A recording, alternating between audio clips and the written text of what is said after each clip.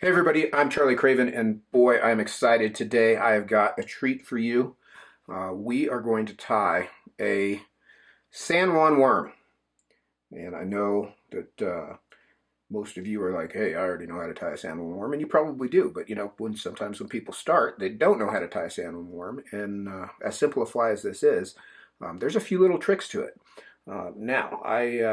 I honestly, I'll be perfectly honest with you. I can't remember the last time I fished a regular salmon worm, but back in the day when I guided up in Cheeseman Canyon, we fished salmon worms an awful lot. And I tied a ton of them for shops.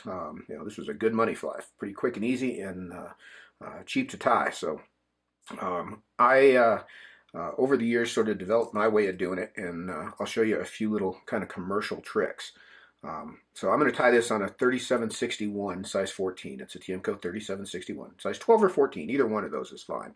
The hook size is not going to determine the fly size. Obviously, we're going to tie a worm that sticks out on either side, but I'm also going to tie it with uni 6/0 thread. I'm going to tie a tan one, so I'm going to use pink thread for the little band in the middle. And we've got some ultra chenille. This is just warm brown. You can, again, whatever color. Red's a good one too. Now, one of the catches when you start to tie these, as you can see when I pull a piece off of this card, it's got a corner every couple inches. And what I have found over the years is rather than try to cut those all in singles, what I'm going to do is I'm going to take this whole card of chenille. We're going to tie a whole bunch of worms. And it's not like you use this stuff for a lot of other stuff. Let me get where you can see where I'm at here. There we go. I'm going to take my scissors and slide it inside the card. Let me get it in here. There we go.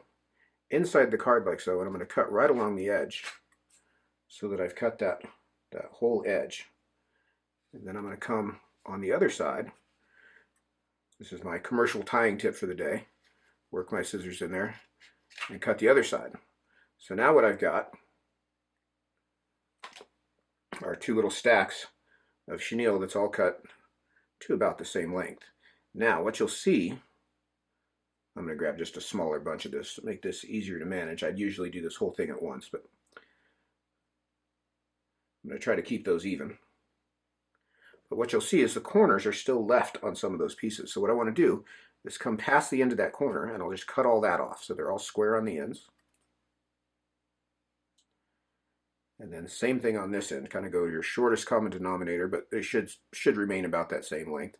It's about the width of the card. And I'll cut all those off, like so. So I've got this neat little clump that's all cut to length. Now, as far as burning the ends, rather than sit and go through and burn each end of an order of 100 dozen San Juan worms, I figured out that if I take this and spread it out in my fingers like this, like a flower,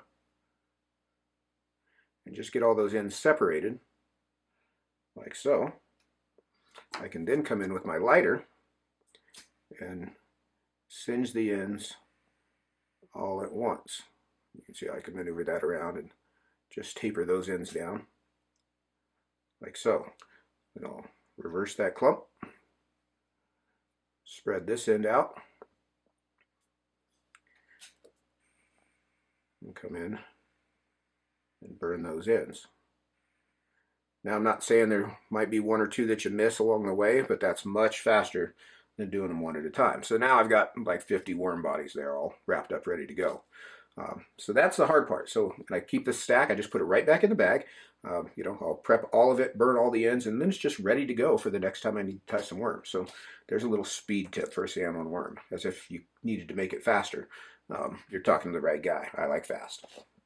So now I've got my hook in the vise, I've got my 6/0 unit thread, and I'm going to start this thread just up here behind the eye. I'm going to make a nice even thread base all the way back to the bend. And I want to cover the whole hook shank so that it's completely pink as I get all the way back there. Now, one of the reasons I like this unit thread is it's polyester, so it doesn't have much stretch, and it's going to cinch down nicely into this material. So I'm going to take a piece of my worm chenille.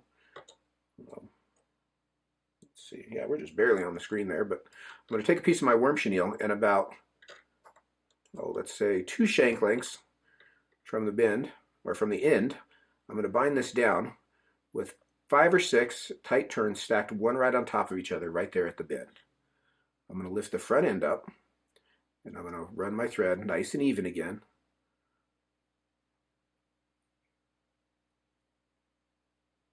All the way up to the hook eye. And I'll lay that end down again and catch it there. Now, some people will just whip finish right there, and it probably works fine. I like to make a little band of thread. This is that little band that you see on a real worm. And it's not very wide, but I like to make a little bump there. Now, I don't lift up and whip finish up here.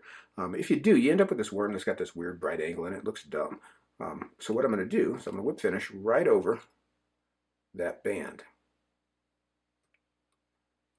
I'll cinch that down and trim that out. You can see I was talking, that still didn't take very long. Simple little bug. Now, this is a fly that greatly benefits from some head cement. So I'm going to put some head cement on there, right on that band. Go all the way around. If you're having a good day on fishing a worm, you know, this is anytime the water came up in Cheeseman Canyon, the worm was a killer. But you can see I head cemented all of the thread across the bottom there. That really does make the fly a lot tougher. Just keeps that thread from getting abraded because it is exposed. And that is my quick commercial method for tying a San Juan worm. I feel like you guys are off to the side a little bit here. Let's see if I can get you a little more centered here. Well, I guess you weren't that far off to the side, but at any rate, that is our little San Juan worm. Simple little bug, might be your first fly. It does catch fish like crazy.